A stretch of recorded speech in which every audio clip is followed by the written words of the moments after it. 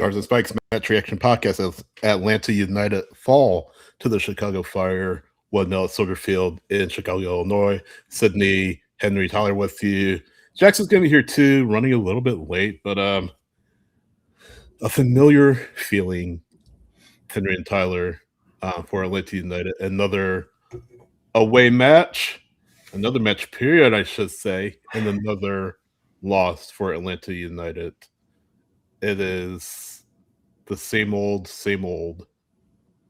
Who wants to go first? Man, welcome, Jackson. You made it. Yes, Jackson just popped in. Yeah. Somebody else talk. Because I'm going to talk. I'm going to talk. So y'all.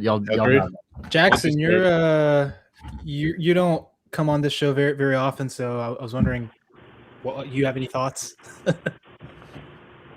Well, I just got my AirPods working, so you'll probably have to repeat all that. Okay, I was just saying, since you're not very much a recurring person that we have on the reaction show, so I was kind of wanted to get you first, honestly. Yeah. I mean, unless you have nothing and you want me to go first. It wasn't as bad is the best I can say. You know, it's like the bar is so low. The bar is just so low, and like. There was excitement. I mean, the ball hit the post, 5 times combined between the two teams. Like, at least there was something to, get your heart rate up, as opposed to, I don't know, just whatever Columbus was. I could have more trouble describing the Columbus match than this one. I mean, ultimately it's a loss, but you had a little hope. Better than no hope. I think that's about the most glass half take we're gonna get tonight. The best I can say. Yeah, fair take. Henry, what about you? Yeah, so I actually didn't watch this game live. I went back and watched it today. And yeah, I mean. Here's the thing. When I rewatched the Columbus match, kind of like what Jackson said, I just was sad. Like, that was just not soccer. In this game, you did see a team that really fought and that really had some moments. I mean, the team put up 19 shots, for crying out loud. 6 on target. Yeah, and it could be better, but at the same time, this is probably their best attacking performance of the season so far. And that's not... that isn't a very high bar. Let's be very clear. But I think it's progress. I think the fact that you changed the personnel and you added players who fit a little bit more the system that you're trying to play and that just add more. Like, for example, Galarza is a freaking baller, dude. I love him already. I just put it in the Discord and I'm going to just throw it out, and I might have to eat my words later, but I think he might be the best CM signing this club has made since Darlington Nagbe. Wow. Just going to put it with that. I agree with that. Because he is mobile. He's so good on the ball. He's so good off the ball. He just does so much to move this team forward. And for my risers and fallers for last week, I had him as a riser. He didn't play, but I had him as a riser because his absence was so notable in this team, in that Columbus game. And then you go to this Chicago game away, you slot him in, and you see the difference immediately because he's just so dynamic. He brings so much to this team. So yeah, I mean, there's that. There's Cooper Sanchez, who I thought had a good game. Yeah, I mean, I just there are little details that are missing, and again, this team isn't 100% refined. I still think there is a rebuild coming of this team because you need. It's still kind of a mix of previous managers, of styles that don't exactly fit, right? Because you were working with you were operating an entirely different style of soccer last season and the season before that with Pineda/Valentino. And you have a lot of that carrying over to this season with an entirely different philosophy, really. So there's a lot of change that needs to happen. And unfortunately, the earliest that you're going to get that is the end of the season when you have contracts expiring. Can I go next? Because I know, Tyler, you're kind of loading up with your take. You guys pretty much said what I was thinking about it being a low bar, and the fact that we're looking at 1-0 loss as significant. Progress. I won't say significant, but the fact that we're looking at it as progress tells you everything you need to know about Atlanta United in 2026 and even in 2025. Yes, it was better, but it's still a loss, and I think that you see this team lose at home. I mean, that's bad enough. This team can't win on the road either. You're now, I could be wrong, 1-13-6, something like that, and you're past 20 matches away from Mercedes-Benz Stadium. And the sad thing is, it's just one mistake in the back. I mean, Miguel Miron, why is he in the position that he has to defend Philip Zinkernagle in the first place? That's not his job. A and B, he just didn't look good doing it. Zinkernagle delivers a pass to Bamba, great touch by Bamba to Haley Selassie. The ball is in. It's 1-0, just like that. But if you look at the balance of the match, guys, it wasn't terrible. I mean, he didn't get chances. That's the thing. But Jackson was kind of talking about you hit some post. I mean, again, that's where we are right now, where we're kind of not celebrating, but making light of the fact that you hit some posts and at least you got the Jesus flowing just a little bit. But I thought you said you got the Jesus flowing. I was like, I don't think they do. Alexi Mironchuk was trying though. Yeah. Well, he didn't play, so yeah. There you go. No, but it's progress, but you need a lot more, and this team is broken, and it's going to take more than a couple of moves to fix it. And we could sit here all show talk about what we need to do as far as buyouts and all that. I feel like we've talked about it already, and we'll get to it a little bit later on in our sort of mailbag segment here. But that's where we are right now, guys, and still disappointing. Still doesn't take the sting out of it. At least you gave a better account of yourself than you did against Columbus, but I mean, it's still a loss. So with that said, I'll give the floor to Tyler because I feel like he's been kind of holding it in for since the show started. So I've been holding it in for like 24 hours at this point. Let it out. That's dangerous. Yeah. Hang on. Let me put on my hard hat here. Oh shoot. Literal hard hat. PPE. Yeah. Go off. Need it when you watch this tape. He's building up to it. For real. I don't think this was progression, honestly. I really don't. I think Atlanta United could have lost this game 3 or 4. I agree. Because of the aforementioned post that just happened to be on Atlanta's side mostly throughout the night. I think, if anything, you kind of went back to maybe about where you were in the DC match, which you had a few moments that made you look like you kind of knew what you wanted to do, but you couldn't finish. And that DC match is not the benchmark anybody wants to have. Columbus, to me, felt like the lowest of the low. That Columbus match was trash. I would be perfectly happy if I never, ever, ever saw a single clip from that match in my entire life. Well, they played it back on Fox 5 Saturday morning, so and I was not watching Fox 5. Which brings me to my next point. You had some opportunities in this match, but you still have designated players who are not performing. They're not doing their job. They're not doing what they need to do. They're not doing what they get paid to do. And I struggle because this team, let me take the hard hat off, put my fan hat on. This team is hemorrhaging fans.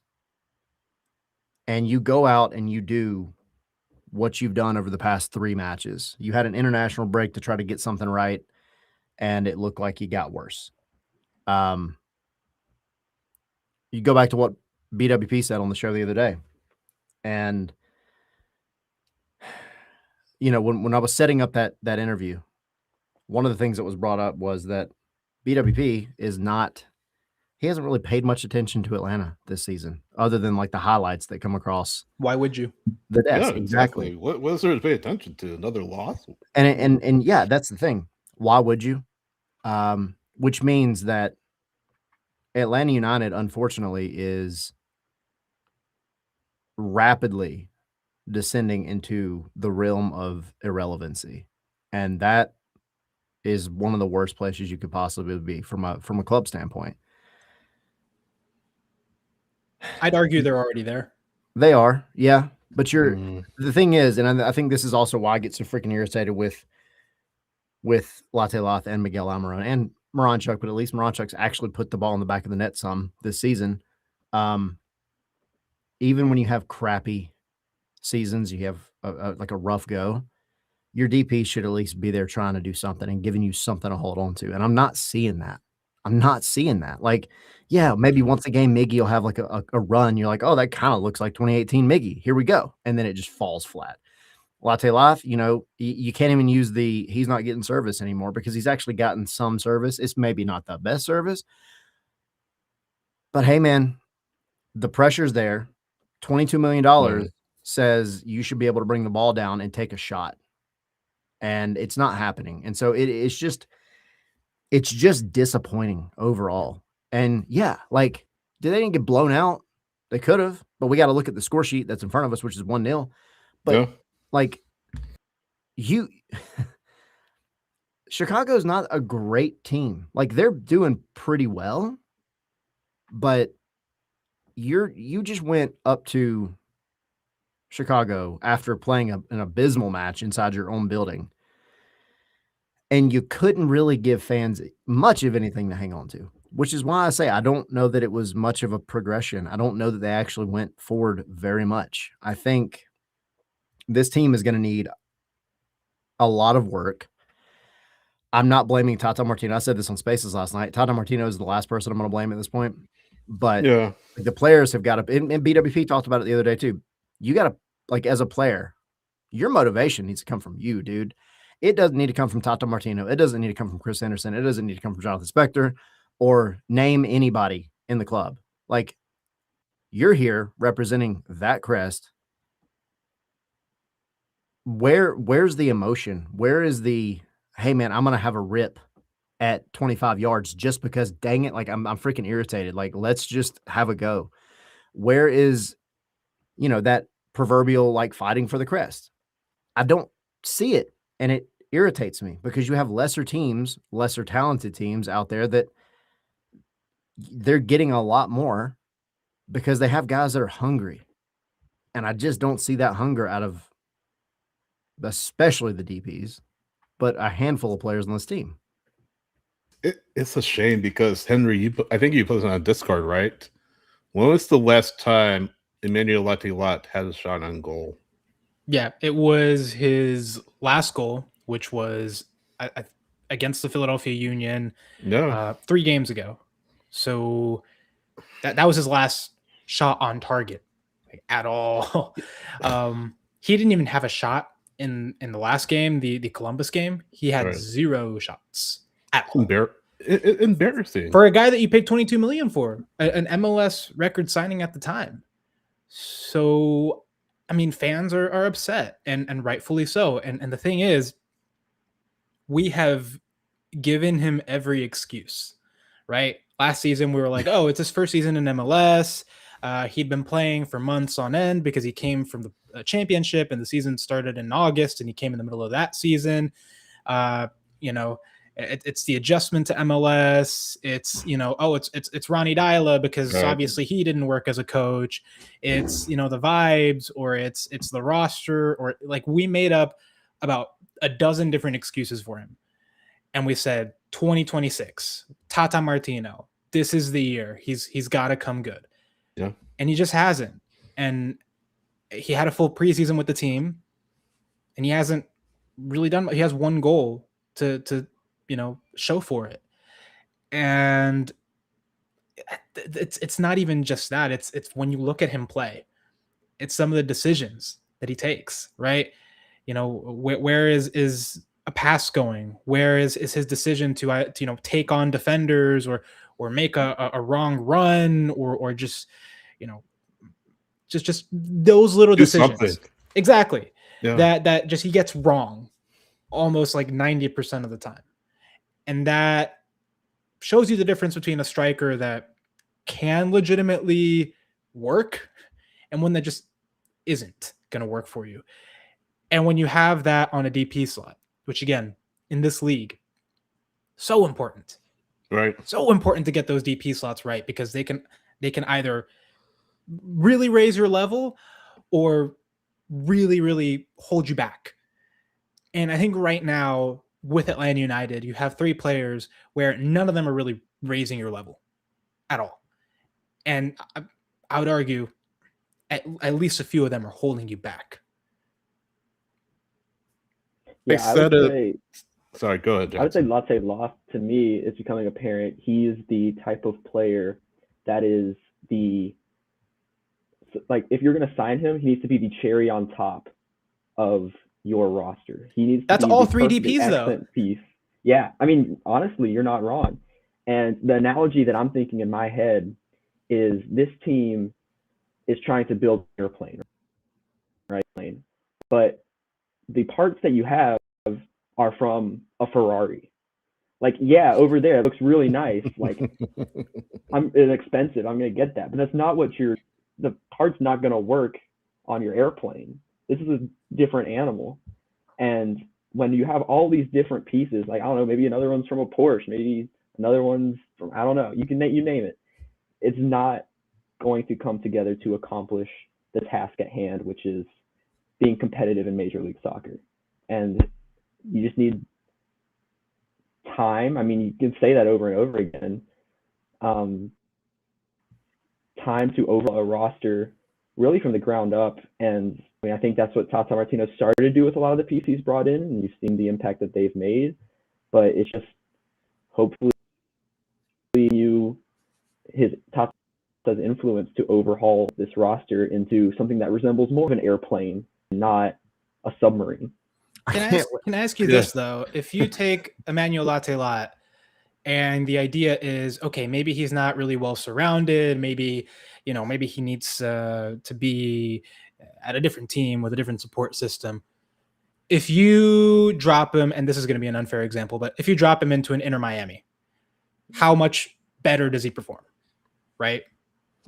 Good question. I mean, yeah, to your point, you've seen that with Berterame. He only just now got his first goal over the weekend. So yeah, you have to build the team to suit him, and that's not something that's sustainable or real valuable in a player signing that you need for a team like this. I just can't wait to see, like, it hasn't popped up yet, but in the chat, like what car parts everybody's gonna start relating players to. Well, yeah, maybe a Ferrari might be not the type of car many might say. I'll put it that way. Porsche. And I'll drop one last thing about Latte-Latte is that I'm curious where he is mentally, right? With all of this, because it's been over a year that he's been in Atlanta, and there's tons of hype, tons of anticipation ahead of his signing, and he hasn't delivered on that. You have to imagine that creates some sort of pressure, even though he's denied it before. Because I remember, Tyler, you asked about it, and he seemed to not understand the question, but I think it does weigh heavy on him. And I think also the fact that this past week on Thursday, he was supposed to speak to media. He had been scheduled since I think Monday of that week to speak to media. And then we're waiting for him in the press conference room. And then in comes Alexei Miranchuk. And they told us, well, last minute sub. So, we don't know exactly what happened, but it would not surprise me that he just didn't want to do media, because why would you? Why, when you're not performing, what the questions are going to be, right? Especially for the type of player that he is. Why are you not performing? What's going on this season? Right? What's the problem? Why did you have no shots in the Columbus game, for example? That was actually going to be one of my questions. But I mean that's tough for a player, but they're not the wrong questions to ask. You know what I'm saying? It's expected. When you don't perform, when you're a striker and you don't score, that's what you got to expect. I don't know what else. Like, I just don't know what else to say with Latte Latte, honestly. I have joked that when Kevin Togashi came in and Luke Brennan came in, I kind of have joked that Togashi would get a goal and Brennan would assist on it. I did too. Just, We were in the watch party, and I was like, no, it's gonna happen. yeah, no, but it just speaks to like the quality or lack thereof that Atlanta United has received from Latte Lot. And I said it, guys, coming into this season, I give Latte Lot and I give Moramchuk until the transfer window to get right, to come good. And if that doesn't happen, you have to cut bait. For Latte Lot, that could be just, I mean, at this point, I mean, taking a loss and eating the loss, buying him out. I mean, sucks to buy out a DP considering how much you paid for him, but I mean, you got to do what you got to do at this point. Moramchuk, who marginally looks better, but I want to see a little bit more, and hopefully he's okay. It just seems like he was waiting, just fixer congestion. They're trying to save him. Maybe he plays Wednesday, but we'll see. But he's improved marginally. I want to see more of that, though. What does this look like across a string of matches? So it's kind of cool on the idea of selling Moramchuk, but Latte Lot, I mean, Almiron looks like a novelty signing. It looks like, I hate to say it, it looks like it was a move made to sell tickets. It's a shame that, I'm saying this because he's meant so much to the club, and you knew when they called him and said, "Hey, do you want to come?" or called his agent and say, "Do you want to come?" He said yes because Atlanta has meant so much to him. But at this point, considering how he's playing, and we joke about top 3 winger and all of that, looking at how he's playing, looking at how he's performing or left thereof, it just looks like a signing to sell tickets. And I don't think that's, if you ask them, I don't think that's why they did it, but that's what it looks like. That's the perception of it.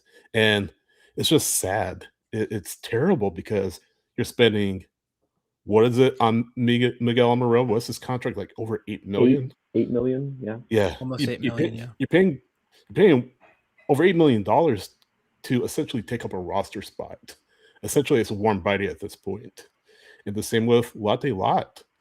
That's a lot of money to be throwing at players who are not performing, are not doing anything. You got to do something. You have to do something this transfer window. We joke, 1 or 2 transfer windows. You have to do something this summer during the World Cup break, or this team will continue to digress even more than it has. And I'll say this real quick because I know we have a lot of comments in the chat we can get to. I've gone back and forth. I mentioned this on Spaces last night, but I've gone back and forth. There's something that in that same press conference that, Henry, you were talking about, where I asked Latte Latte about the pressure. After that question, there was another series of questions that was asked, and his answers have always kind of bugged me a little bit. From a dad, father, perspective, it doesn't bother me at all. From a fan perspective and somebody that wants this team to win, it irritates the crap out of me. And what I'm referring to is he was asked, you have Tata Martino coming in as the striker. I want to say it was Doug that asked this question after I asked the pressure question. Have you gone back and just kind of looked at 2017, 2018 Atlanta United to see kind of how Joseph Martinez slotted in? Not to emulate Joseph, but just to see what it was that Tata Martino was asking of his striker. Or have you looked at Tata's Miami or anything related to Tata Martino? And his answer was, no, I pretty much haven't watched football since the end of the season. And I was like, why not? You're a football player. And he kind of said, he's like, I needed to get away. And that's what I'm saying. Like from a dad perspective, like mental health perspective, like all that, I get it. I do. But I had asked the pressure question like right before that. You still have a job to do. You still have a job to do. And that answer has always just kind of just hung out back there, and it's always kind of irked me. But put it to the side because I was like, all right, well, some people just need to step away from it, and that refreshes them. Well, it's unfortunately becoming clear we're 7 games in now that hadn't really done what he was hoping it was going to do. It didn't have the effect, and here we are with 1 win, a whole bunch of losses, and a really, really terrible draw. And that excuse, that reasoning, it just doesn't sit right with me. Yeah. Jay Riddle asking in the chat about the buyouts, and we just mentioned it earlier. We're limited to 2 buyouts per season. Who we buy out to make room in the next transfer window? I mean, I'll kind of go first. If you guys want to kind of hit on this just around the horn. I mean, I say at this point, Latte Lot. I mean, you got to eat that contract. I mean, you're not getting anything for it. It's tough. It's disappointing. But I mean, you have to do it unless something dramatic happens over the next few matches before the World Cup break. You can't pay a player as much as you're paying for him to do literally nothing up top. I mean, like I said with Miggy, you're essentially paying him to be a warm body up there. Like, eat the contract, do what you have to do, and open up that DP so I get somebody here that can put the ball in the back of the net. The second one, I'm going to still say Muyumba. I think that you have a lot of players already at midfield that you can stand to move some players out. I think Muyumba is the odd man out. I've said that for a while. I thought he was pretty poor against Chicago. It's very sloppy. Just the bad Muyumba came out, like we've seen so many times. But yeah, I think you buy him out, open up that contract, and yeah, those are my 2. What do you think, Jackson? Yeah. First and foremost, immediate number 1 answer, Steven Alzate. Agreed. It's not a DP, but the contract that you're stuck with to have a player not even start is just such a waste. Yeah. To have that much cap space taken up for how many more years is it now? He's still got like 4 more seasons. All of them. 2030, a whole new decade. And until the he's under contract till the next decade. That's Armageddon that's happens. mind-boggling. Till the next World Cup here. Yeah. That's crazy, dude. You put it that way, and that makes me feel really bad. So first and foremost, like, off the table, because aside from performance, you have to think about who is there a market for. Like, to my second point, I would say I agree you need a DP spot to open up to let them cook with the DP. But you can sell Alexei Mrazek. He actually has, I think, a market out there to where you could potentially sell him. And I think maybe even Latte Loss could also, maybe, if he uses like more recent history before Atlanta United, try to develop a market for him. And so that's why it hurts my heart, but I'm going to say Miguel Almiron here. Oh. Don't hate me. You said it. And I'm just kidding. But it makes the most sense for a DP with the least amount of marketability to other clubs. And I do think you need that high TAM that you get from Alzate, and you need a DP sign too if you're going to really radically change this team in the immediate future. Now, you can let Almiron's contract kind of run out. I mean, that's not going to be too much longer. Not as long as Alzate for sure. But if your goal and your focus is win now, I think those are your best options that you could do. Yeah, and I'll just hit because on the chat's making some really good points that, Muyumba, his contract ends at the end of the season. Yeah. So buying him out, besides he's not even on that high a number. So I think using a buyout on him is a bit of a waste, especially since Tata seems to be counting on him. This season's, let's face it, the season's a wash anyways. You might as well write it out with him. And I think kind of like what Tommy is saying, shout out our co-host Tommy, don't buy anyone out that expires this year. This is a long-term plan. This year doesn't matter. I'm 100% with him. I think Right now, your priority needs to be using these DP slots, or not DP slots, these buyouts on players who they have these big and long contracts that are going to be very hard for you to get rid of, and it's clear that they don't fit the plan. Alzate is the perfect example because, as we said, he's here till the next World Cup. That's 4 years away. That's way too long to have him, and it's clear that he doesn't fit the system. He's fallen out of favor with Tata, and it's because he's just too slow. He's just he doesn't play at the same speed that the system needs. He's a great example, and besides, he's on a huge number. That gives you a lot of flexibility to work with as far as, what if you bring in a Tata approved player under that contract or even less, right? Potentially that's really good. And then the next for me, it'd be between Miggy and Latte Lot at this point. Mm-hmm. Miggy would be harder because it is a much bigger buyout. Mm-hmm. But of your 3 DPs, I do think he's the hardest one to find a buyer for because no one's going to take that contract. It's an almost $8 million contract. Latte Lot, maybe like if you could find him a home in Serie A or something like that. Maybe like Turkey or something like that. There could be a home for him. Moranchik, he's the best DP at this point because of his goals.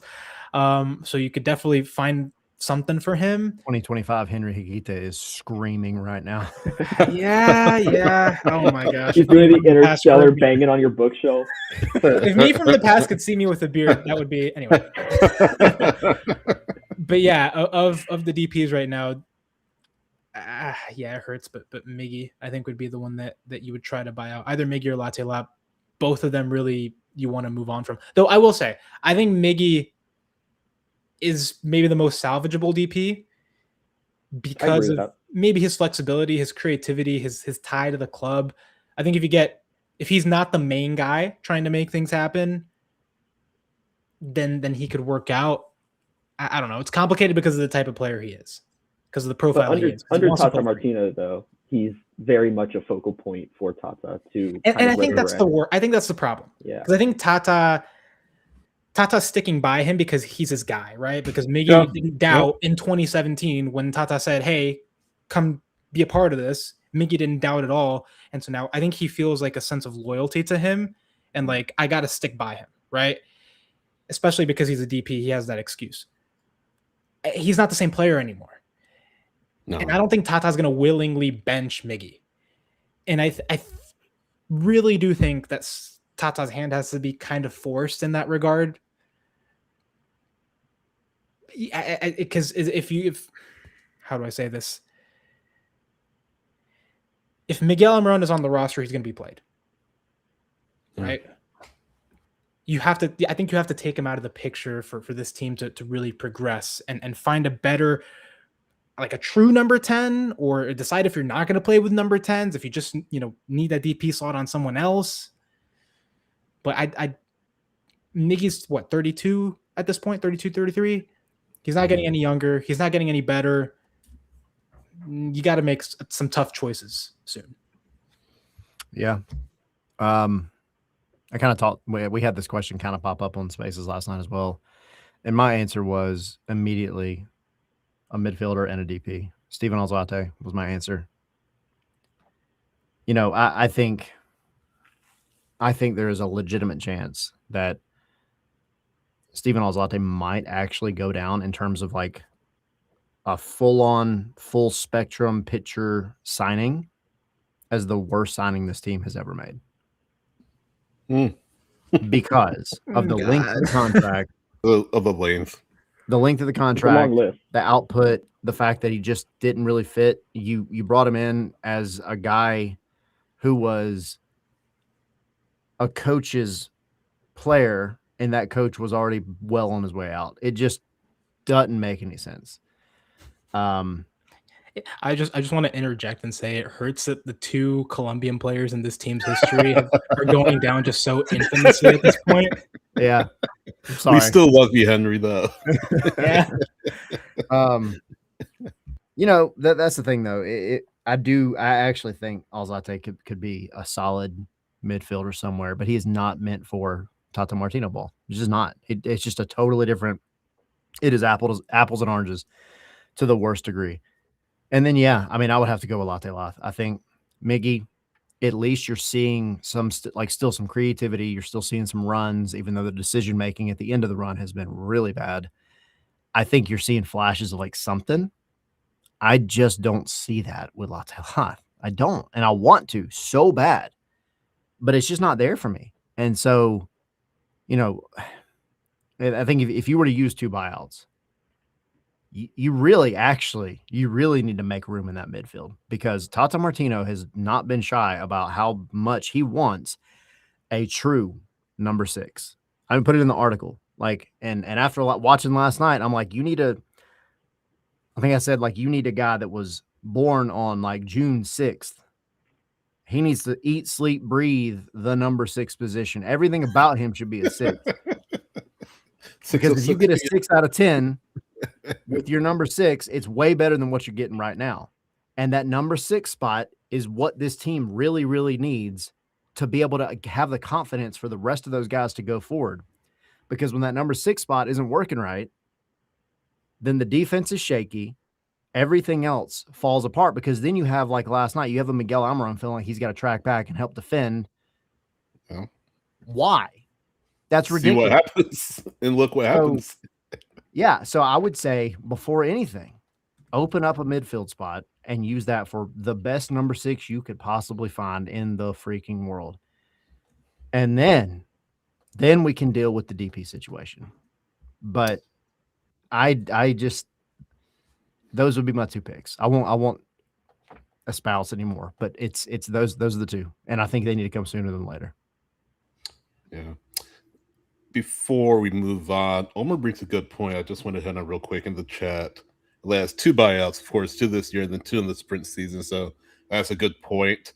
So I feel like it could be 1. No, I was going to joke. I feel like it could be 1.5 in the sprint season, but it's kind of joking. But yeah, I mean, this is depressing. And guys, this is tough to talk about another loss. That's why we have questions. We have. That's why we have questions. So we asked you on social media. We can have some fun. Yeah, exactly. Let's raise the temperature here. So we asked you on social media, on X, on Blue Sky, on Instagram, on Threads, everywhere. If you had questions, let us know. We'll try to answer them. So I was just going through the questions, guys, and do 1, 2, 3, 4, 5. So many were about Latte Lot. Big Phil 22 on X. Shout out to Philip. Does the team buy out Latte Lot try to sell? Michael on X. Is Latte Lot the biggest bust in MLS history? Ryan on X. Have we tried Latte Lot as an outside winger? Goal_yay on X. Do we think Latte Lot is complete failure? And on it goes. Matt, Discord. Oof. Patreon backer. Patreon.com/Garden Spikes, by the way. What are we going to do about Latte Lot? For me, he looks to have lost every ounce of confidence he may have had. Looked completely defeated last night against Chicago. Guys, so many questions about Latte Lot. I'm sensing a theme here. Yeah, sensing a little bit of a theme. I'm going to ask another question, though. Not about Latte Lot, but might bring up the mood here a little bit. Big_Phil 22, Philip, shout out. Just had a baby, by the way. So congrats to congrats. His wife. Would you say the 3 players brought in under Tata have been the most effective transfers in a while? I can tell you one for sure. Galata, of course. Baez. Jakob more so than Baez. And then Hoyos, he gets a lot of hate in the fan base because he's not Hibbert. And a lot of people feel like Hibbert should be starting instead of Hoyos. I don't think they're particularly wrong. I will say, though, that Lucas Hoyos is far from the problem with Atlanta United at this current point in time. So, yes, to Philip's question about the players that have been brought in under Tata, I mean, you can't argue with the production. I mean, you can't argue with the effect they've had, especially Galarza, the relatively short sample size we have of him. But yeah, I mean, it's the DPs you got to get right, and so far they have not, or they haven't over the past few years. Henry, what do you think? Yeah, I'm with you. I think with Baez, there have been some virtues to his game. There's been some pitfalls, I would say. I still think he gets exposed a little bit too easily when he goes forward. He struggles at times to pick his moments to kind of either stay back, to cover, to step up. He's gotten exposed a few times, so that's that. But I think he's 21. He's still got time to develop, and he's going to develop under one of the best managers to come out of South America. So, yeah, I trust that he's going to be fine. Jakob has been a great signing. I mean, I just love his attitude. He's a very likable guy, and also the fact that he's basically a Swiss Army knife. Like he can play the six, he can play center back, he can play right back, he could apparently play winger. I mean, he gets up well. He runs like a maniac. I mean, love him so far. So him for sure, I would say he's been a very effective signing. And then Galarza, no question about it. He's been phenomenal. So yeah, I would say that these players so far, I mean, you've hit with them for the most part, I would say. I wouldn't call any of these four players, Hoyos, Baez, Galarza, Jakob, I wouldn't call any of them a bust right now. Yeah. I think they're a solid foundation for what Tata is trying to build, and you see the style clicking with them, and them kind of, there's some moments of brilliance there that I think are encouraging. So yeah, I think that's good, and it's a good indication that Tata still knows good players when he sees them, right. And so that encourages me as far as you have a summer window where we already know they're looking at a 6. I would say that I would not be surprised if that signing happens in the summer, by the way. But they're looking at a 6. They're probably looking at wingers as well. You have an open U22 slot, which we still don't know what they're going to use that on. And then if you can open a DP slot and get a Tata approved DP, man, that has to elevate this team's level. So I trust Tata as far as picking the players, because so far he's shown that he knows what makes a good player and what he needs to make a system run. Before Jackson goes, I mean, you have Calabro coming in, so maybe you can get Gignac. Who knows? I don't know. Half joking, but I wouldn't say no to that, though. But would it be worse? Yeah, I mean, it can't be worse. At least Gignac is scoring. But what do you think? What do you say about to bring it back to my airplane analogy from earlier? If you're looking at the players as the parts needed to build this airplane, Thomas Jakob can be any part you want, which is I think one of the best things about this batch of signings is having that versatility that he brings, because Thomas Jakob is a Lego. he's a shape-shifting Lego, you could say. Like, you can do so much with him, and it makes up for so much in these other players where maybe they don't fit anywhere, and you're confined to that player profile. Whereas if you can find more Jakobs out there that can fit in across the pitch, they have the right mentality first and foremost, and then can be put into place like wherever you need it to be, that helps raise what you can do with a team so much. And then to go back to Matias Galarza, he was brought in, it almost felt like a last minute push. And so that's why at first I wasn't fully convinced that he'd be much. I was like, oh, more midfield depth, great. But then you see what he does on the pitch and you're like, holy crap. They're just like pulling these guys out of thin air. Like, how are they finding these guys? Whereas beforehand, like, it felt like a lot of these players come in like a scratch off lottery ticket. You know, you're like, oh, this will be the one to change Atlanta United. Let me scratch it off and see. And then it's a loss after loss, and you're shoveling money down the drain on your gambling addiction here. But with Matias Galarza, you found a guy, and assuming his loan is made permanent, I have no reason to see why It's that gonna wouldn't be. happen at this point. Yeah. Yeah. Finding these guys is where Atlanta United with Galarza, with Jacob, Baez as well, just super solid guys. That's hasn't happened in years. Now you get hits here and there, but never at this consistent basis. And you saw Atlanta United out of the gate. You had Tata Martino in your corner recruiting wise. Yep. He knows how to find talent. He can assemble a roster. It's just a matter of, at this point, overhauling that roster into this project, which I think I saw a comment earlier saying like it's a long-term project for a manager that won't be here that long, but you're building a base. You need a foundation. This foundation has cracks everywhere. You need to build an entire new foundation and then see where this team goes with whoever comes next after Tata Martino. And this is a And great time players for a like this. rebuild, right? Because you have 17 contracts expiring at the end of the season. You have a handful of other contracts expiring at the end of next season. Well, I don't know the timing of the sprint season and the year calendar. Most of them are until like the end of 2027 as a whole. Yeah. Yeah. So you are at the perfect time for a rebuild. You get more buyouts. So it's I think you certainly have a lot of room there to make this rebuild happen.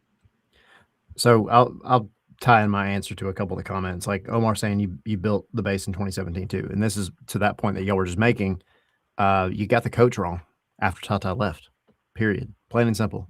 You went from Tata ball to like we were sold on Tata ball, but it was like Timu Tata ball. And Timu didn't even exist yet, I think. You still saw some success though under DeBoer. You did because you had a foundation. Sure. And I think that was what it came down to. You had a foundation that actually like said, all right, well, we're just going to go play ball. Like come hell or high water, we're going to make this work because we know we can. We've had success, right? You got the coach wrong with Frank DeBoer. And then you have kind of been stuck in this revolving door of getting players in that fit the coach. Then the coach leaves and you got players left over. And now we got players that have been here through 4 or 5 coaches at this point. It's crazy. It's insane. So, yeah, if Tata Martino is here for a couple of years and builds a base, Matias Galarza, Elias Baez, Tomas Jakob, like all those guys. And here's the thing about Hoyos. Like you said earlier, Sydney, Hoyos is not the reason, as much as it would be nice to blame the goalkeeper. It's not the reason you're losing. You're losing because your DPs aren't scoring goals when they should be. Hoyos has some tendencies that make me want to throw things on television or out of the press box when we're at the bins. But I'm not going to chalk them up as a full-on like failure yet. No. Teetering on the edge of the cliff for sure. No. But look, dude, you get 3 out of 4, correct? That's way better than you've had in a long time. Yeah. And which brings me back to one of these comments that Jay Riddle said. And there was a few that he had, but good to see you, Jay Riddle, by the way. Yeah, Thanks for for sure. joining us. It was And from you. we appear to be throwing money at data analytics, so there must be too much reliance on big data and a lack of talent in human scouting. How else can you explain so many misses when it comes to signing? And this is my thing about this. If anybody has ever tried to sell you on, you either have to have the full-on analytics or you have to have the eye test to make successful signings, and you can't have those cohabitate, they are lying to you or they're just wrong. Analytics, it has a place in modern sports, 100%. But Tata Martino, I will tell you factually, is not sitting down at 8 o'clock at night on a computer looking at Tomas Jakob's stats. He is looking at the player that Tomas Jakob is and saying, I know ball. He's going to do the job. That's the type of player. He reminds me of like Bobby Cox with the Braves, man. Like he old school. Like I know talent when I see it, and I've got it right quite a few times. So at me, like let's go. That's Tata Martino, Spanish. Bobby Cox. I don't know. That's just hey, he fights. He gets red cards. He gets ejected. Like it's right there. Yeah. It really is. Like, there's so many things. I've been tossed as many times, but Braves jersey. Anyway, telling me Tata isn't going to www.stats.scarvesandspikes.com to look at the players. He would be welcome to, and he would get a lot of good but no, I mean, I think like you've got a guy who he knows what he wants, and he knows what will work in the system that he's going to build, and you should trust that because even in the short time that he's been here for a handful, 4 months. 4 months he's been here, maybe 5, I guess, really. And he's hit on most of the signings that were his guys that he brought in, right? I don't know where Jackson just went to. Well, but like, so yeah, there's a place for both, right? That's my whole point. There's a place for stats and analytics 100%. And you should be looking at that, and you should be putting money into it. A club that is as big as Atlanta is, yeah, put the money into it, but you have to be able to trust the guy that knows what he's doing because he's been doing it his whole life. Yeah. Follow that dude and let the analytics supplement, or maybe say, hey, our analytics kind of locked in on this guy. Now, what do you think from your old fashioned viewpoint? Do the numbers match up to what we're thinking? Or do you look at him and say, hey man, he's got gym muscles, but he couldn't actually go do farm work? That's what it feels like to me. So that's I don't know. That's kind of the balance that I feel like has been missing. Yeah. We need Jackson and Tommy back in here. Well, Jackson back in here, and Tommy just joining us just for a while here. But while we kind of turn the page, Tommy, I'm going to ask this question, not to put you on the spot after just coming on.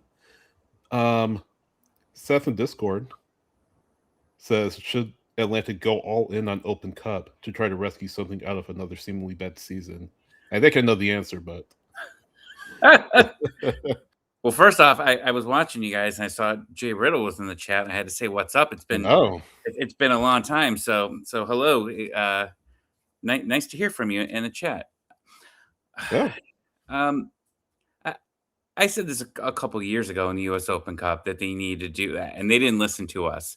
They didn't listen to us at all. I mean, the lineups, we were Ronald Hernandez was the captain. Everybody was having a heart attack at that time because he was the captain in those matches. Cohen saved us. What is all in? I mean, I would definitely be starting a DP for sure, at least one of them. And I don't know. You should be, because I think the last time they were in the Open Cup, I mean, they were in the quarterfinals, I think is when they got knocked out. But there was some hype about it, and you do need a little bit of a hype with here. Absolutely, like you need something to be able to get the fans excited. But if they lose in this round one matchup, and the derby at that against Chattanooga. A mini derby. A mini one. Mini derby. But it would be embarrassing. And it's our, like, look, Atlanta United, when you talk about their how much money they spend on everything, facilities, at the stadium, team, coaches, all of that, and then you lose in the first round of the Open Cup, that is going to be it's going to look real bad to a USL team. It's embarrassing. Oh, it's pro, yeah. And you're already where you are at in the standings right now, and it already looks bad. But if you can get into the quarterfinals or the semifinals, there's a little bit of hype on that. I don't care what team you are. Like, a trophy is a trophy. I don't care. When they won U.S. Open Cup, I mean, Joseph Martinez was on Instagram partying for 2 hours, getting wasted. Like, it means something for that. That was probably one of the most fantastic Atlanta United nights, I think, of all season, was just watching Joseph hammered on Instagram, like messing around with the entire staff. Yeah. That was a fantastic night. So absolutely, you need to take it serious, because I mean, the expectations we talked about in Spaces last night, the expectations need to be brought down. I know nobody wants to hear that on April 12th, 2026, but that's exactly what it needs to be, is the expectations have to be lower here. And if there's a thing to get expectations up, it's at least a first round US Open Cup win by this team. It's the easiest path to Champions Cup. Imagine if Atlanta United makes a dream run to the final, wins the final, ends up in Champions Cup, and just blows everybody's mind. You know, Sydney, you don't do it often, but I like when you actually bring out your fan fiction. It makes me happy. Yeah, it feels like fiction at this point, but no, but I mean, I say yes. I mean, you're not really making any progress in the regular season, so go for it. An Open Cup. Only thing is, if you beat Chattanooga, there's a good chance you'll play Charlotte FC, because Charlotte FC is paired up against Charlotte Independence in League One. I think so, yeah, League One. So Charlotte FC, I'm sure, will come out of that. But I mean, you beat Charlotte, you start to get a little more momentum, and then whoever you play the next round, possibly an MLS team, start to pick up more momentum. So again, like I said, Tyler, you've said it numerous times. It's the easiest way and the quickest way to get to Champions Cup. And why not push for it? Why not go for it if you have this opportunity to hopefully make a deep run at it, regardless of how tough your season has been going so far, and maybe come away with something saying, hey, this is something that we can hang our head on in 2026. And this is not a gimme game, by the way. Like, if anybody that is new to the realm of Atlanta United, if you don't know Chattanooga FC, and there's a difference, because there are the Red Wolves, no disrespect. Right. Chattanooga FC. Yeah. Big, yeah. And Jay said it best. Yeah, Chattanooga are always salivating to take a bite out of Atlanta. And the thing I love about the relationship, just as a quick aside, I love that these two teams actually do a lot of stuff together. First match that Atlanta United ever actually played. So there's a lot of history there. Finley Stadium, if you haven't gone, great place to go. It's amazing. So you should go, despite your hopes and dreams for what Atlanta will actually do in this match. Just know that the experience will be fun in Chattanooga. The game is not going to be easy, period. Unless all of a sudden Atlanta decides to play the way that we've all been hoping, this is not going to be one of those where you say, all right, well, yeah, this is going to be an easy 3-0 beatdown and we move. So not to make this whole thing about the Open Cup in the middle of the week, but like going back to Atlanta, you've got players that are not performing. Chattanooga has a team. And is the on paper talent as maybe as good as as what Atlanta's on paper talent should be? No, but Atlanta's on paper talent is not acting like a cohesive unit at this point. Chattanooga's has been for years, and it's not going to be a cakewalk. What do you think, Jackson?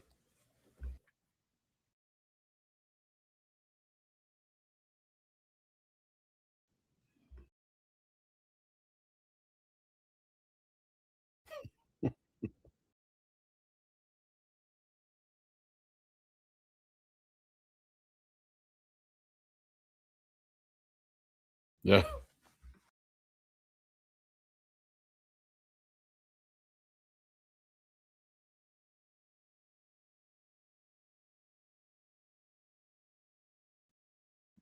That was Edley's Barbecue, just on the other side of the Tennessee River from Finley Stadium. Yeah, I drive past it every time I go to Nashville. Yep.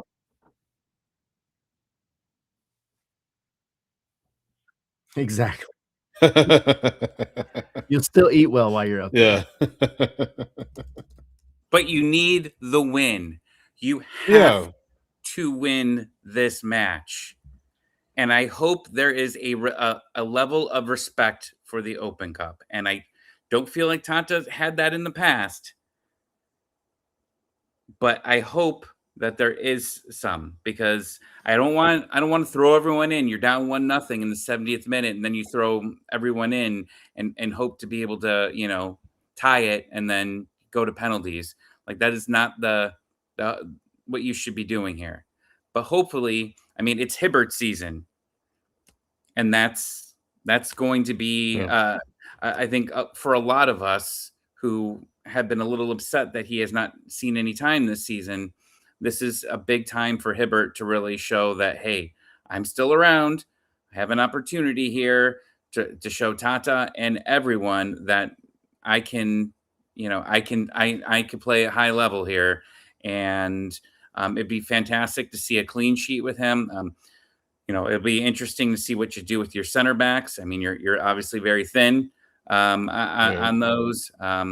Who's going to end up playing? We'll find out here, but this could be a bad week for Atlanta. This could be a bad week for Atlanta United. It really can, and hopefully they prove us wrong here. And no, putting Ransom will start. If Ransom starts, I will lose my mind. No, it's not starting.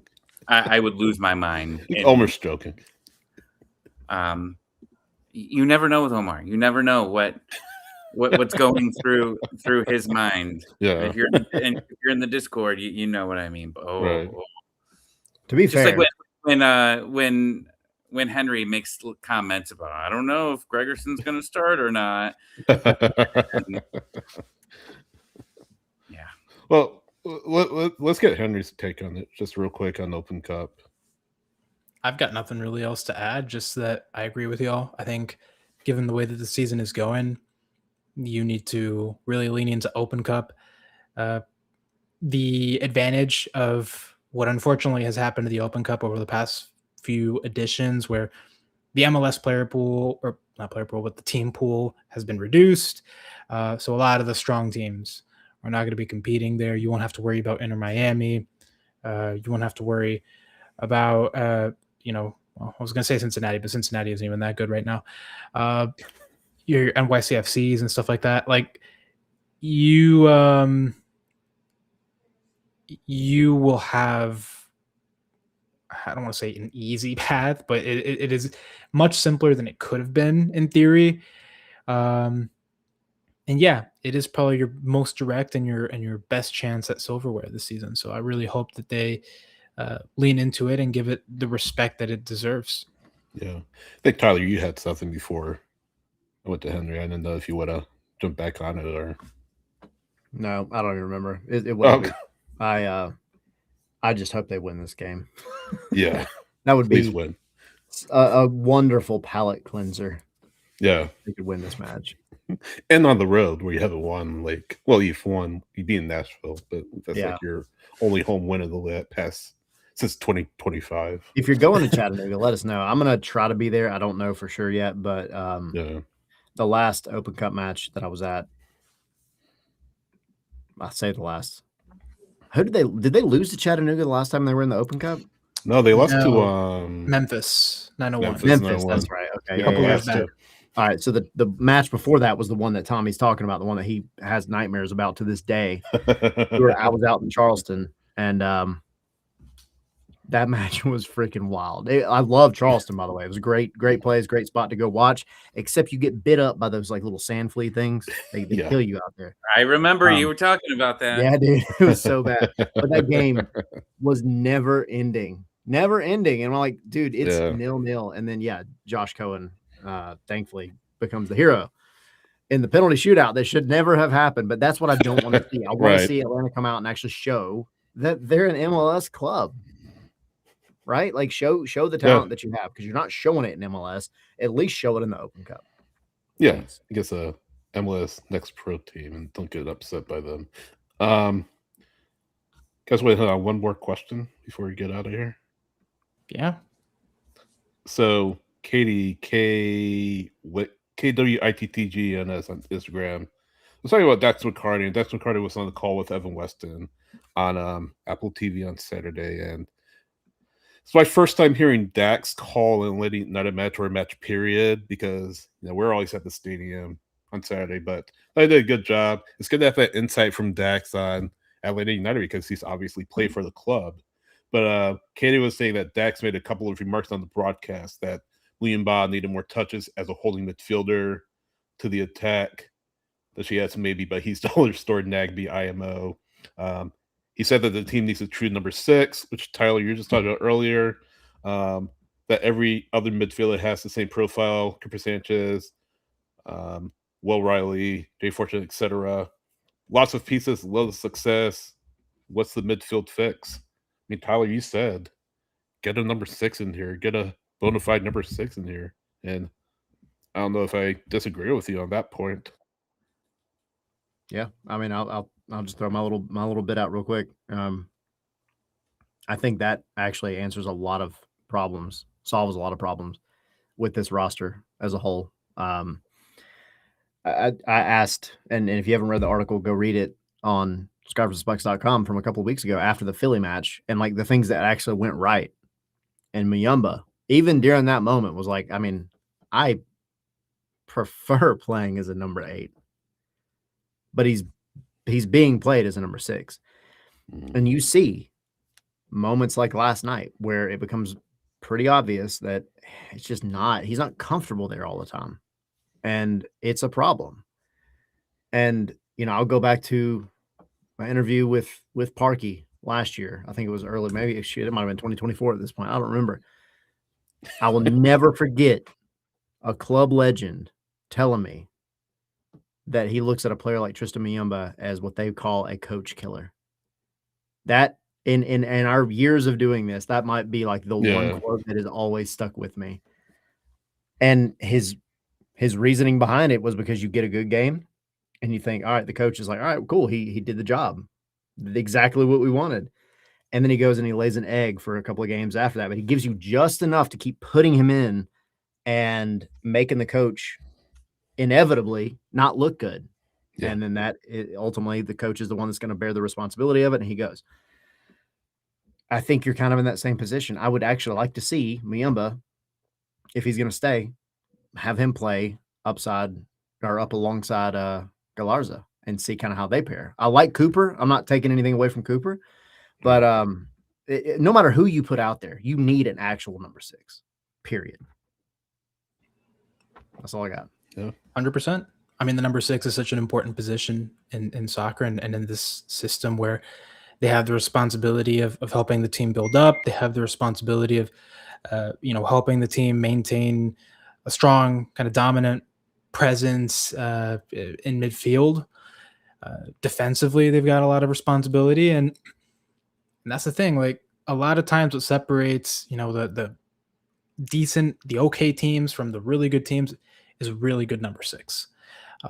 So yeah, I look at that and I think if Atlanta nails this signing, then I think they're in a very good spot to just push their ceiling a little bit, because right now it's not looking good. But you get a good number 6, and I think that takes you up a level. Because I look at Muyumba, and for example, in this game, for me, he bears the majority of the responsibility for Chicago's goal. Because if you watch him in that play, he is initially tracking Haile Selassie. And then he loses him in the middle of the play and completely abandons him, leaves him for dead, and then he's the one that ends up stabbing you and scoring the goal. So I encourage you to look back at that play and just kind of see what happens. But beyond that, there are moments where, he's just not aware of his surroundings. He takes a little, he is either a little bit too passive getting to the ball or a little too passive on the ball, and that results in turnovers. He just has really good moments and really bad moments. As Tyler said, he's a coach killer because you never know. Like he plays really good. He has a really good moment. Like for example, that Philadelphia, I don't know if it was a Philadelphia game, the Real Salt Lake game, where he had that beautiful pass to Latte Lat, right, for that goal. And it's like, oh wow, he can do that. I want to play him some more. And then he turns over the ball in your own defensive third and puts you up against the wall. And then you're like, what do you do? So it's that inconsistency, and especially at that position, that inconsistency will kill you. Yeah. So I would definitely like to see Atlanta get that position right. But yeah, for as far as Tristan Miyamba, he's better as an 8 in my opinion. And if we're gonna see him, I'd rather see him at that position. But I will add this: I do not want to see him starting over Cooper Sanchez, because I think what Cooper Sanchez brings is exactly what this team needs next to Galarza. I think he's young. He obviously still has plenty of development to go and stuff that he has to polish, but I like his movement. I like his kind of courage going forward. I like his understanding a bit of kind of his role and what his teammates are doing. I like that he's kind of locked in and really helps with this team's pressure, really helps with this team's progression. He's just a really good midfielder, and I think he's only going to get better under Tata Martino. So I don't want Tristan Miyamba to take his minutes away, if that makes sense. I think he needs to continue kind of this path that he's on. So yeah, I think Miyamba, he's going to be your stopgap 6 up until you get the 6th signing in the summer. But yeah, I would like to see, as we've been saying, you got to get that signing right. Right. Anything to add, Tommy? I mean, it really is. I mean, you ignored the wing, you ignored more center back depth in here, and I get it. We were broke. I mean, that was the story to start the offseason, is we have no money. We got no money. And you had to obviously get some U22s, because that's, a spot that doesn't affect you as much, but you still got to be able to figure out like other spots here. So when it's a few windows away, unfortunately. It's a few. About the midfield or just in general? I mean, in general, I mean, the midfield, absolutely. You got, like we've said this for a while, you got a ton of guys. You got a ton of guys here that a lot of them do the same things, and you need to be able to clear some of that out so that you can move some money to other positions. But what you were saying earlier, Sydney, before I hopped on, is that you got a lot of expiring contracts at the end of the year. Do you want to use a buyout on an expiring contract this year? Probably not, because this year is not going to, you're not going to win anything except Open Cup this year. So what do you do? Well, obviously you got to look at anything long term here, and you guys talked about Zate, and that's obviously a big one, and then a DP from there. But I mean, these buyouts here, you absolutely have to use them. And you really need to be looking long-term position. And that's what Tyler and I talked about in Spaces for like a good hour last night was, it's not going to be about this year. It's going to be about the next few, and give yourself as much room as you can to really be able to take advantage of the Tata era point too. Jackson, what do you think? If you can hear us, are you there? I don't think he can, because I think he took his AirPods out. All right. Jackson is having some technical difficulties. Dude, transcended.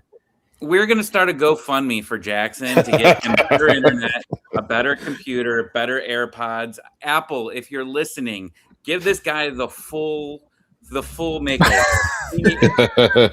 Perfect timing. You see, this is what we when I asked him if he could hop on and he said it was him, I was like, oh God, pray for his internet. Yeah. Like hopefully AOL internet still works in 2026. But he ran out of CDs. Right. Henry does not get these jokes at all. I do not. I'm too young for this. Yeah, whatever. It's actually funny because in the background, he had pointed out that he had been given, was it Spectrum? They gave him a new router that was gonna like double his speed, and he's like literally cussing them out in the background right now. So there goes our Charter Spectrum sponsorship. But Apple, hey, anyway. Hook them up. I think that's it, guys. I mean, we hit on a lot on this episode. Thanks for those of you who have submitted questions on social media. Thanks for those of you who submitted questions on chat as well during the show. If you can't catch us live, the Match Reaction podcast, live Match Reaction show, that is, we're on demand. So look back, leave comments in the chat, or leave comments. Let us know what you think. like, subscribe, share our content everywhere you go, and let us know what you think. Also, if you listen to Apple Podcasts or Spotify, don't forget to subscribe and leave a rating and let us know how we are doing. Anything else I missed, guys, before we hop off? Patreon.com/Scarves and Spikes. Support us there. ScarvesandSpikes.com. All the coverage there. Open Cup against Chattanooga FC. Tyler said he's going to try to get up there. So if he is, he'll have on-the-ground reports from Findlay. If not, we'll still have coverage. So don't worry. Again, YouTube, like, subscribe, share our content. Real quick, our World Cup Conversation series is starting Monday on YouTube. So please subscribe and look out for that first episode with Jeremiah Oshan, friend of the show from Sounder at Heart, talking about World Cup preparations in Seattle. And then on Wednesday, another good friend of the show, Sam Latoff from the Blazing Musket up in New England, going to talk to us about what's going on up in Boston. And a whole lot of other great interviews as far as this series. Got a couple more in the can that we're going to release next week. And then some other guests that we have coming up that we're excited to share. So World Cup Conversations begins Monday on the Scarves and Spikes YouTube channel. So please subscribe on YouTube and you will know when that comes out. And you'll also know when we are on streaming. So yes, join us there. MLS Monday, of course. We have nothing to talk about MLS Monday. Myself, Not Henry, a single thing. Tyler. So we may just take off. Not kidding. But yeah, a lot going on, of course. Marco Donadell sacked by CF Montreal. Cincinnati's trying to get Neymar and all of that. But we'll touch on that and the rest of Match Week 7's action on MLS Monday on YouTube, X, and Instagram. ScarvesandSpikes.com, because this is going to be a busy week for a lot. We have the Open Cup. I'm sure there's going to be a handful of things that are newsworthy throughout the week. So y'all make sure you keep an eye out. You can. Oh no, We're good. We're good. You are in his internet on 4K right now. The magic of iPhones, I guess. Dude, you look like a different man. Crazy. You came to the present. You were back in 1997 with the internet, and now all of a sudden you got off your dial-up. Yeah. Wow, look at the Crazy. power of Look at that. iPhone. Look at Apple that. could totally Says- sponsor us with says this. a lot. Apple sponsor us right now, please. Says a lot. It's like in the games where it says filmed on an iPhone. Right. Like, you sound better, you look Let's see. better. Yeah. The whole nine Wow, yards, dude. thanks. Glad we got that sorted for Jackson. But it speaks a lot when Too his late. Apple You want to iPhone come on MLS connection- Monday tomorrow night Yes. so you can like have a proper episode with the proper equipment? Like, I guess my computer just hates Restream. I think that's the Yeah. lesson learned here, because we moved to a new house. We got brand new Wi-Fi. They doubled our speed, and yet everything goes wrong. Right. When your speed is 20 and they just move it to 40, that don't mean nothing. Yeah. No, we were at 80, and now we're at 2 times 2 is 4. yeah. Like it's I'm it's. kidding. I gotta go, guys. My team just tied it. I gotta go. Bye. Okay. My time. Henry, where are you on social media? At Oh, you know what's ragemeter.scarvandspikes.com. crazy? I built this stupid thing and I haven't even looked at it. By the way, it is living the Atlanta United away kit. It is at 96, Spirit of Wow. 96. Celebrating the 4 seconds to occasions. midnight. Yeah. Full meltdown, Scarves on fire. Now you can find me at HA Higita on Twitter and Blue Sky at HA Higita. Sorry, at HA_Higita on Instagram. Jackson, where are you on social media? Yeah, Jackson.Popkin, Jackson_Popkin. Type my name. I think there's only one other Jackson Popkin out there, so you should get the right one. Tyler, where are you on social media? Don't follow the one that's in like 420p. That's it. That's the other one. Yeah. No, I'm ATL Pilgrim on everything. And also, to all the other points that were made, if you have not checked it out yet, go to stats.scarvesandspikes.com. That is another fun project that I've been working on. And yes, the expected rage meter it's off the chain right now. Say the least. I'm gonna say twice on this. X SH Rights on Blue Sky City Soccer, Instagram, and Threads. Scars the letter N on X. Scars the letter N Spikes on X. ScarsAndspikes.com on Blue Sky. ScarsAndspikes on Instagram and Threads, and of course Facebook.com/ScarsAndspikes. We appreciate you joining us, everybody, and we will see you next time. Take care. Jay, we'll get you on. Guilty. We're always good for a good rant. Rants will never get old, Nope. no matter how many games we have to watch. Rants are what make the world go around. Especially right now. All I know are rants. Every game's a rant. Internal monologue, just rant for 90 minutes. I can't believe Atlanta had an expected goal of 2.13 yesterday. I mean, to be Maybe fair, with the they post. also got unlucky because there was a goal line clearance, and then Chris Brady is also a decent goalkeeper. So, and there's that one center back that just had a played out of his mind. So props to him. It seems to Yeah. happen every time with Atlanta United when they play very well. It's like the other team also just balls out on defense. Hey, so real quick. All right. This goes to the point of the whole show. On stats.scarsandspikes.com, right? So this information comes from ASA, all the data, analytics, all that stuff, right? It picks everything based on expected goals and expected assists, and it picks out 5 top performers. Who do you think the top 5 performers were from last night? Galarza, for sure. Nope. Larza, Hoyos. Nope. Again, this is ranked by combined expected goals and expected assists. not Oh, Hoyos. expected Saba. goals. Okay, so not Hoyos. Miggy? Miggy is number 1. I say Saba was whipping in crosses left and right. There had to be something. Saba is not even on there, and this is going to do a lot the certain Baez? subset of fans. Y'all could put Baez was number 5, yeah. so you have 3 in the middle. Latte Lot? I don't know. Yeah, he's in there. He's number 3. Wow. What? Okay. I mean, I would hope a DP would be in there, but anyway, carry on. There's 2 more. Yeah. This is going to make a lot of people either really angry or really happy or both. Lucas Hey, Hoyos? No, It wouldn't be no, Cooper it's- Sanchez. nope, No. William Baugh? nope, Are we talking center backs?